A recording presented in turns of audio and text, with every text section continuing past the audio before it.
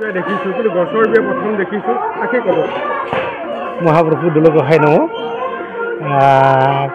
আজি কি বুলি ক'ম, খুবেই আনন্দিত, ভাল লাগিছে।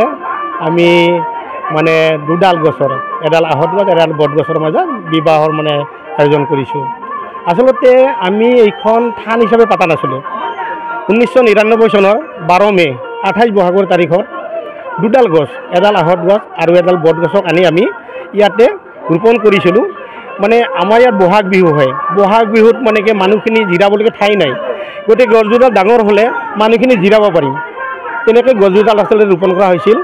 কিন্তু মোৰ মানে দাদা অমূল্য তালুকদাৰে তেওঁ ক'লে যে ইয়াত ওচৰত ধৰি জংঘল আছিলে, যদি মানুহে শৌচ প্ৰস্ৰাৱ কৰিবলৈ লেতেৰা কৰিব, গতিকে যদি এডাল যদি বাঁহ গছত আমি এখন ৰঙা কাপোৰ বান্ধিলে থান বুলি ভাবি পেলাই আৰু মানে ওচৰত মানে শৌচ প্ৰস্ৰাৱ নকৰিব।